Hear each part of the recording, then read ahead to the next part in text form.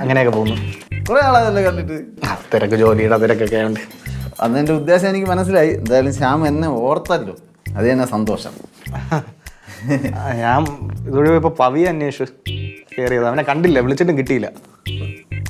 പവി അന്വേഷിച്ച് കയറിയതാ? ആ ഇല്ലേ, അവ ഇവിടെ ഇല്ലേ? അവൻ ഭയങ്കര ഗ്യാസിന്റെ ഒക്കെ പുറകെ നടക്കുകയാണ്. അതെനിക്കറിയാം. ചാരുവിന്റെ അല്ലേ?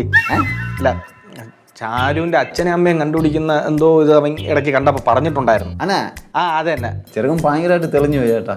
പിന്നെ സമ്മതിക്കണം എന്നെ. അവനെ ട്രെയിൻ ചെയ്ത് ഞാൻ ഈ പരുവാക്കി എടുത്തേന്. കൊള്ളാം. ശ്യാം എന്റെ അടുത്ത് കൊണ്ടാക്കിയപ്പം പഴവണ്ണി ചെറുക്കനായിരുന്നു. ഇപ്പാന്ന് വെച്ചാ അമ്മോ ഇതെന്തൊക്കെ കഴിവെന്നാണ്. നിന്ന ഇപ്പിന് തലകുത്തി മറിയും, ബാക്കിലോട്ട് ചാടും, അങ്ങനെ പല പരിപാടിയുണ്ട് ഇപ്പം. പിന്നെ ധൈര്യം സമ്മതിച്ചു കൊടുക്കണം കേട്ടാ. എത്ര ആടി കിട്ടിയാലും നിന്ന് വാങ്ങിക്കുവാ, ഇടയ്ക്ക് കൊടുക്കുകയും ചെയ്യും. അതൊക്കെ എക്സ്പീരിയൻസ് ഉള്ള ആളാണ് അവൻ. എന്റെ കമ്പനിക്ക് പറ്റിയ ആളാണ്. അതല്ലേ ഞാൻ ഇവിടെ തന്നെ കൊണ്ടുവന്നേ. പിന്നെ ശ്യാമിന് ഇപ്പൊ പണിയൊന്നുമില്ലേ? അതെന്തോ എങ്ങനെയൊക്കെ ചോദിച്ചേ? അല്ല, അത് ഇത് മുമ്പൊക്കെ ശ്യാമേ നമ്മളെ കമ്പനിക്ക് വേണ്ടി പരസ്യമൊക്കെ ചെയ്യാൻ വരുമായിരുന്നു. ഇപ്പൊ അങ്ങനെ കുറെ നാളായിട്ട് അങ്ങനെ ഒന്നും പറഞ്ഞില്ല.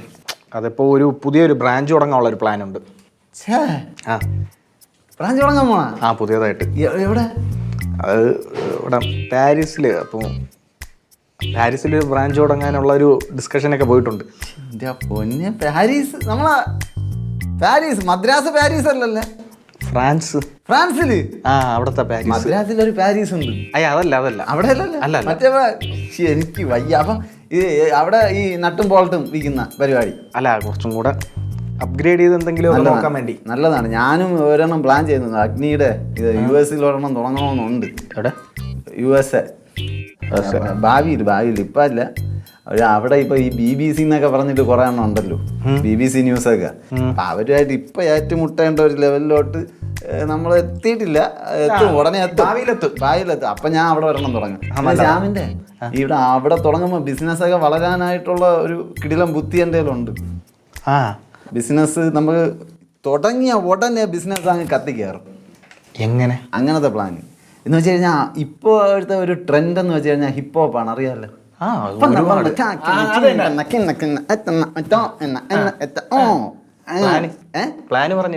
അതെ. അപ്പൊ നമ്മൾ ഈ കമ്പനി തുടങ്ങിയ ഉടനെ, കമ്പനി ഉദ്ഘാടനം ചെയ്ത ഉടനെ ഈ കമ്പനിയുടെ ഒരു പരസ്യ ഗാനം ഹിപ്പ് ഹോപ്പ് ലെവലിൽ അങ്ങ് ഇറക്കി വിടണം. അതിനേക്കാളുണ്ട്. പിന്നെ ഞാൻ ഇപ്പൊ ഹിപ്പ് ഹോപ്പ് എഴുതി തുടങ്ങിയില്ലേ.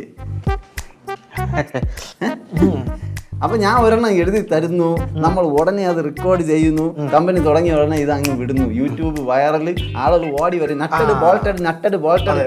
സമയമോ? എനിക്കൊരു മീറ്റിംഗ് ഉണ്ട്. അല്ല, കമ്പനിയുടെ പേര് പറഞ്ഞാൽ നമ്മൾ എഴുതി തുടങ്ങായിരുന്നു. അല്ല, അത് സമയമാകുമ്പോ ഞാൻ നോക്കാം. എനിക്ക് പെട്ടെന്ന് അർജന്റായിട്ടൊരു മീറ്റിംഗ് ഉണ്ട്. അവൻ പറഞ്ഞെങ്കിൽ എന്നെ ഒന്ന് വിളിക്കാൻ പറഞ്ഞില്ലേ? പോട്ടെ. അല്ല, കമ്പനി പിന്നെ മതി, അഡ്വാൻസ് തന്നിട്ട് പോകാമല്ലോ.